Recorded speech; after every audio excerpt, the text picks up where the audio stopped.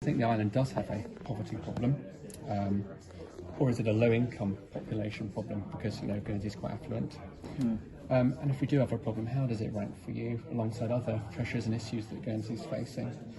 And again, if we do have a problem, how would you go about tackling it? Okay, well, there are a lot of questions there, but starting off, I can see that there is a real issue of relative poverty in Guernsey, and I think that a lot of people are probably living quite oblivious to that fact. But I think one of my concerns really is the widening of the gap between the haves and have-nots in Guernsey. So income inequality. Yeah, absolutely.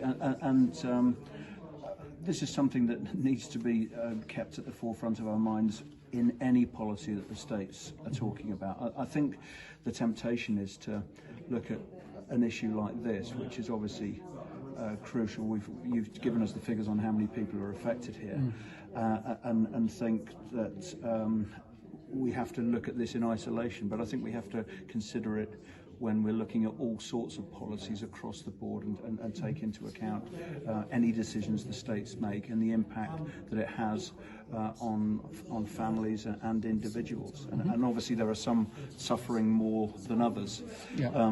So I don't think that there's any easy fix to this, and it would be pointless me sitting here making promises about what I would do to address it.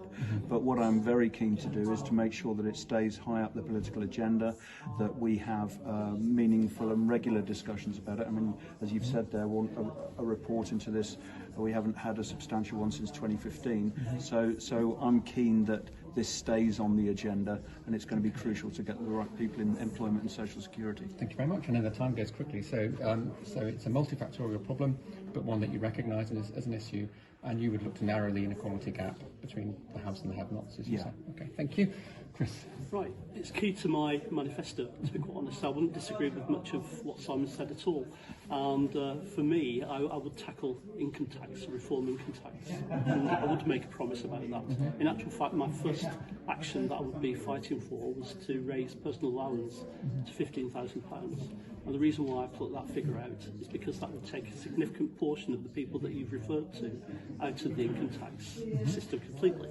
It would give them the real chance to bring themselves out of poverty, because I'm sure those people who perhaps don't see very much point in having a job would suddenly realise that if they were earning somewhere close to 15,000, that most of that money would actually end up in their pocket. They would then have a disposable income to spend on things within the island economy, so it'd be helping the island economy as well. The amount of money that's having to be paid in benefits would start to drop, so the cost issue there would start to dissipate as a consequence of that. And I think as a consequence of that as well, it would just give people far more self-esteem. So that for me is the foundation. And on top of that, I would have 6 other levels of income tax, with the highest one being at 26%. Now for me, even though that might actually put some people off a little bit, then what's the alternative? Because we're coming out of COVID, maybe X number of years down the line, we're going to have to pay for that in some way. Would we prefer it was inheritance tax? I think, if we start saying, well, we're going to have to tax in some way, then people realise that in actual fact, 26% is actually quite fair at the top end. So you'd restructure the income tax system to lift the lowest income households out of poverty, and it would be an element of redistribution in there, because you would tax those highest earners up to 26%. Do you have brief follow-on question, do you have any idea when that would bite? Or what would your sense be? I've actually worked out some figures, but really, I'd need a bit more information to be able to put the parameters in for definite. But the level above those paying no income tax at all would be at 15%, and then you'd have 20%. So it then go up in those kind of increments. Okay. Right, thank you. Both excellent. Right. Having heard that, Jeff, it doesn't have to. Question. If you were to be elected, what would you do in the next term to support carers? Unpaid carers. Should we start at this end? Yeah, fine. The problem is they're not paid. So maybe some support allowance, but again, I think it's probably being used tested among men, given financial pressures were likely to be under, but I can see it as a growing problem really because with an ageing population, and again we've got the problem of the growing class of uninsured and underinsured as well, as people leave the working population and no longer carry employment-based insurance, so the probably more people then have to fall back on more resources, some managing conditions and so forth. But yeah, and there's also the problem, I suppose, of importing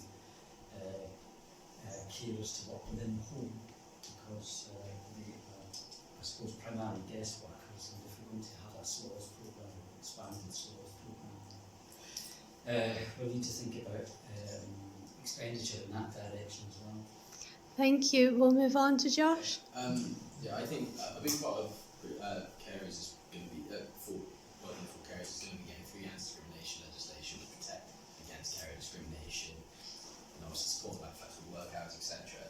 I do think that there needs to be some investment in trying to see like respite care being improved, because I think there is that massive pressure for unpaid carers constantly. It's a constant thing. It's a 24-hour thing. Getting a little bit of respite care is incredibly valuable for like mental and physical well-being. I think that. So I think we've got to look at government systems that fund carers in that regard to begin with, and if we can see funding to actually help increase allowances, etc., it can be really helpful. But I feel like this, to some extent, the time constraints of being a carer are going to be just as much pressure as economic ones. Thank you. We'll move on to Sasha. Yeah, it feels like the carers provide a very important caring, health and mental caring service to our community, and so it would surely fit into the partnership for purpose. And I would love to see more integration with the charity, because you're helping deliver that service. And I think as part of it, whether there can be more funding, Josh mentioned about more respite service provided to the carers, perhaps more mental health support as well. But I would like to see your charity to be more recognized as part of that partnership for purpose, which will hopefully unlock some more opportunities and funding. Thank you. And lastly? Yes, myself, I have been a part-time carer, only attending last year, also for my son, but I have to still carry on working and providing, and so days were very long. Fully support that the carer should be literally classified as employed automatically. You know, ifs, no buts, they are doing a vital service, and it's generally for the best and the general well-being and mental health of those people they're caring for. And at the moment, carers are falling into the trap of where they're becoming the ones with the mental health illnesses and general well-being as well, because it does affect your own health, because you're too busy looking after somebody else that you care about to actually look after yourself properly. And how does it compare to other issues and concerns that the island's got? And obviously, on the back of that, how would you go about tackling that problem? Well, I was in the States while we were attempting, almost on the back of the previous poverty report, which came out early this century, I think with Social Security at the time together. We were taking steps at that point on Social Security to strengthen the single pension in particular. That's work that we did over a number of years, as well as the joint pension by above our rises at the time over that. So we have been part of Social Security while we have been working on these relative poverty issues as well. The in-work poverty, what we didn't address, and what I've always felt very strongly about, is if a company is paying wages that require the person to go and get a top-up from Social Security, then this island is subsidising their workforce effectively. If you aren't paying your people enough and they're having to go and get a top-up, that's a forced subsidy from the government, and they just should not be allowed to do that. So I'd like to see the Social Security rates homogenised with the minimum wage rates to ensure that nobody gets away with paying under what people should be receiving. Okay, thank you. So build on your work in social security and addressing work poverty through by changing the burden away from taxpayer to employers. Yeah. Thank you. Rob? I'm shocked to hear that a third of children could be considered in poverty in Guernsey. I was aware there was a problem, but I didn't realise it affected kids so badly. Pensioners also, that's fairly, I can imagine that being true. In work, poverty is also something which is, was relatively new to me until the last couple of years, I suppose. And I think I would focus on that particularly.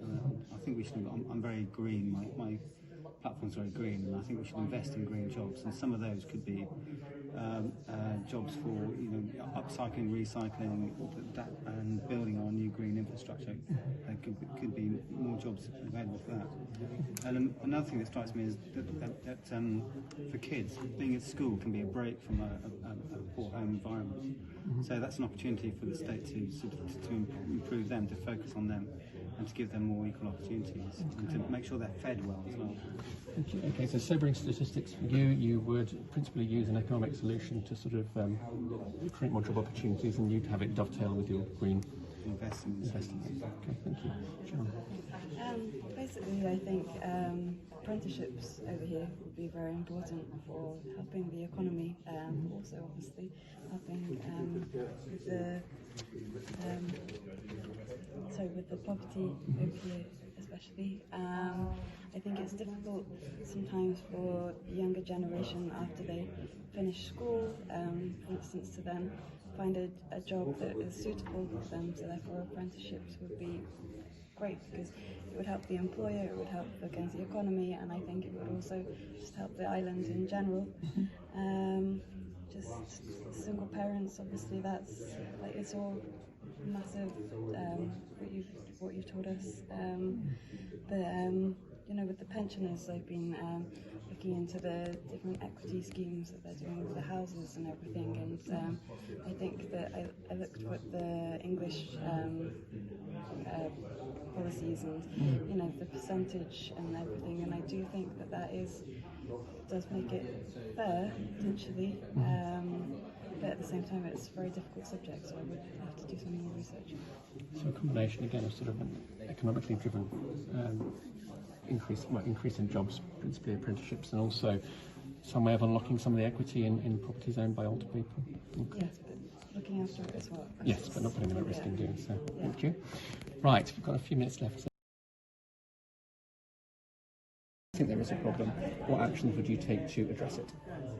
Josh, you're closest. Yeah, no, I do think there's a problem. I think part of that problem as well is the lack of awareness of it. Like these stats I didn't know about, but also I've spoken to quite a lot of people who don't realise or even believe that there is poverty in Guernsey, which is quite worrying.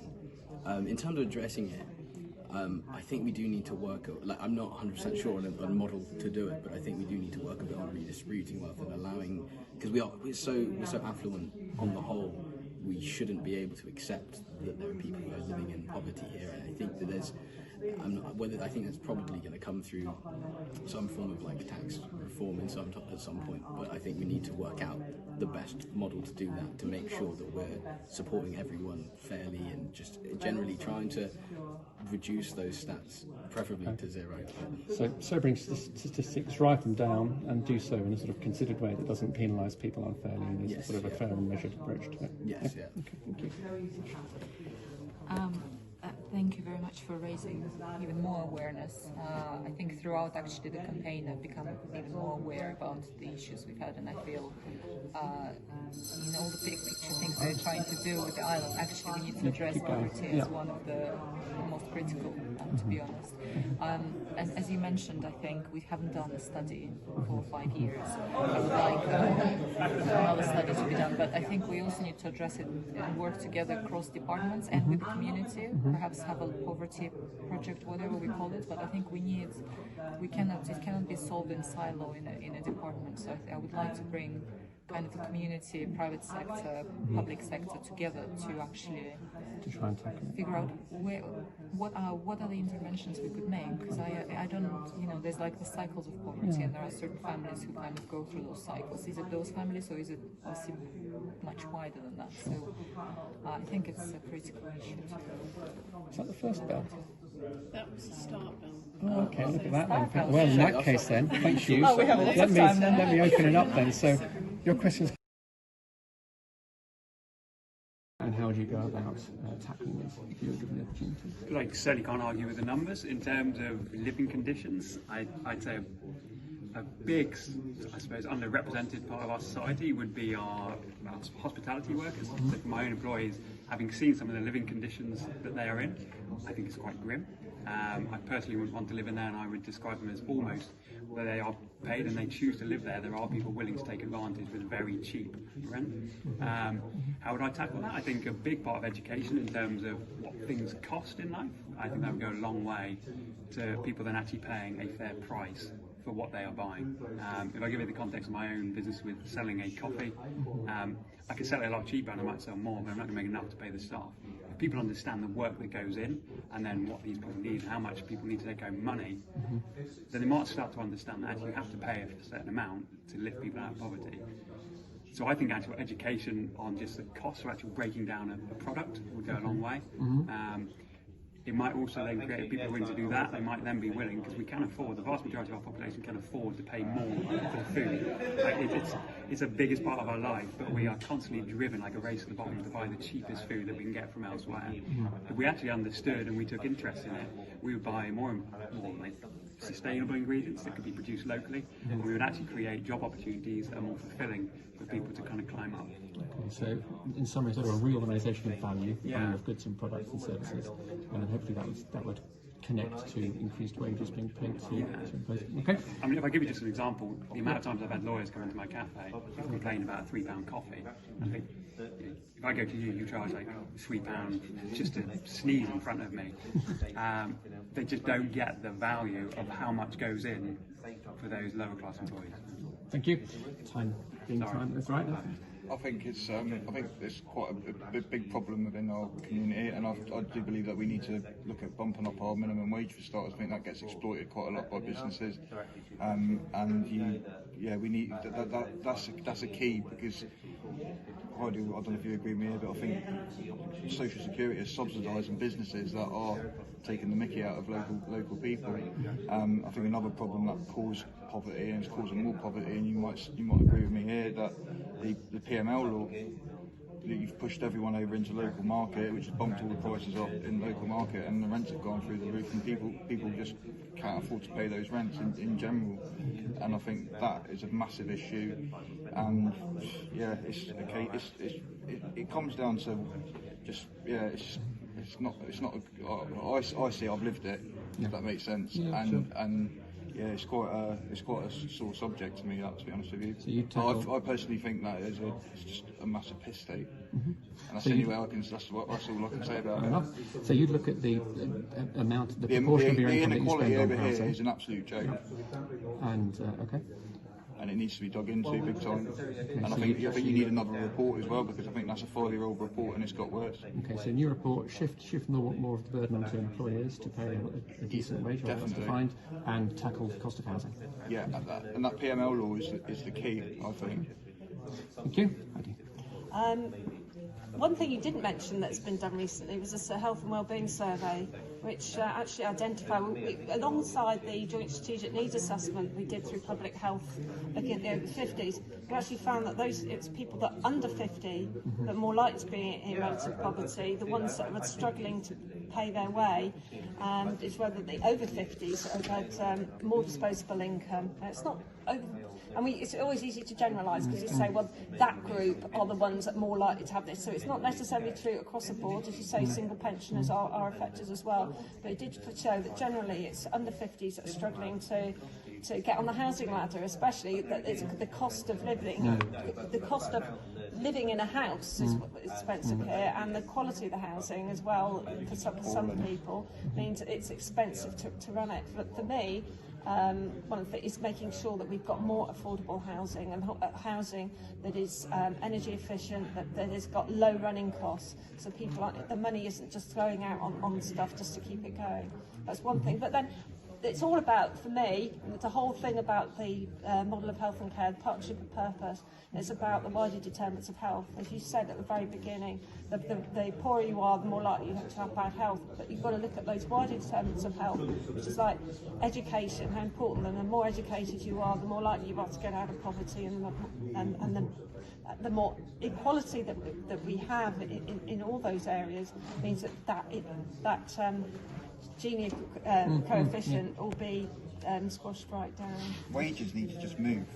They've been stagnant for 10 years in construction, big time. But I mean, just to give it from a small business perspective, I would love to pay more, but I do have physical limits. I've got like landlords paying more. Yeah, I've got my own business, and I think it comes from just people taking the piss. Yeah, but that comes from people understanding like what the value is in any industry. We seem to have a high value. No, we need to value our people a hell of a lot more. Yeah. That's my opinion, definitely. We need to be able to, as a small business, needs to be able to charge enough for its products to justify and be able to employ people. And make I personally feel it comes down to the whole immigration thing. To be honest with you, I mean, that's not throwing that card in the air. But if you flood a market, you lose supply and demand. So if you do it with labour, exactly the same. It's a supply and demand issue. Do you know what I mean? You're saying, your contention is that cheap imported labour is driving down prices. Yeah, it is. Wages. Yeah, 100%. What do you think, Andy? What consequences do you think there might be for people in Guernsey as a result of not being able to go personally bankrupt? Well, you've just absolutely said it. If the debt never goes away, you're perpetually liable. If you're perpetually liable, any partial income you have is always being drained off, and so you're essentially trapped. And the whole idea of any kind of sustainable developmental work we do is to take people out of poverty traps. And where we have a very obvious and simple mechanism to shut down that trap, it's just crazy and a rational argument for it, and now an evidence base for it. It seems like a no-brainer to have somebody in the States say there needs to be some law reform here, and more importantly that it needs to be prioritised, because it's not a big right. There's an awful lot of bankruptcy law out there we could borrow from. Yes, absolutely right. Absolutely right. That's why we're trying to drive it, because there's no political will. Well, no, it's actually quite interesting that this is one of the big issues that's happening in the US election campaign at the moment, because of course Biden has been a continuous supporter of credit card companies in order to make being bankrupt in the US more and more difficult, which means that credit card companies can actually go after people for longer and longer periods of time. And you know, I was actually unaware. I knew that there was a system of on disaster, but having never been in touch with it, it's not actually surprising. So it was only when you brought out the manifesto that I became aware of the problem. But obviously, if you can't actually go into a proper bankruptcy, then you will never actually be alleviated of the debt. The idea that you can then recover from that is for the disaster only works where inability to become insolvent, personally insolvent in Guernsey, particularly in an era of COVID where we expect more people to become not personally insolvent, but in that state. What happens if somebody's insolvent, they've got debts, and their only income, they say they've then lost their job, and their only income is benefits? What happens to that? Every individual has a right to live. So basically, we prepare a means statement for each of those people.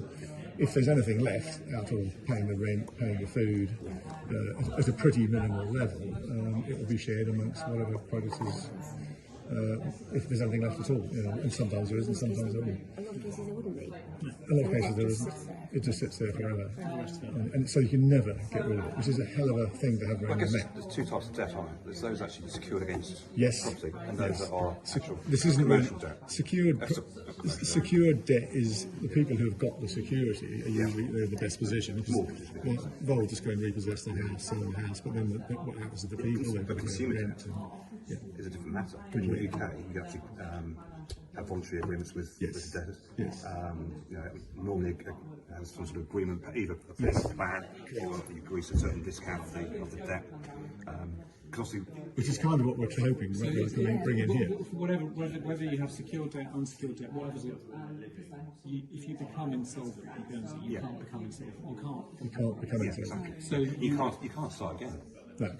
And I know, I've been there. You can change, circumstances can change extremely quickly.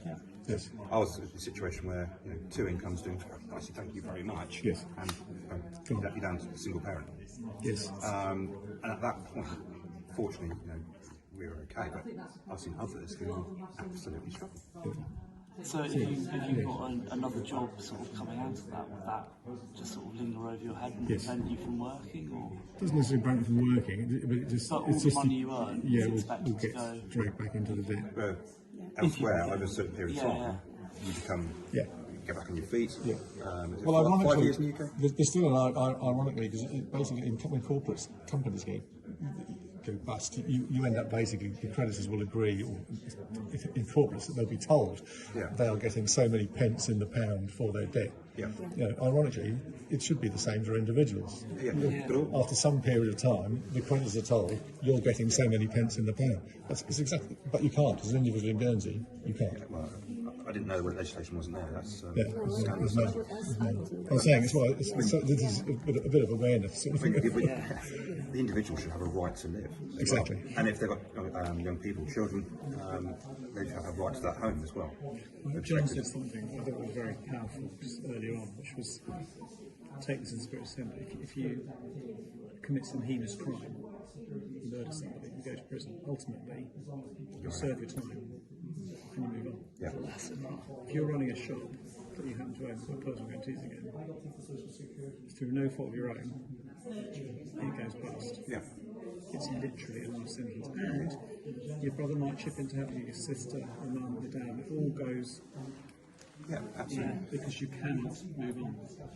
But So you can always be.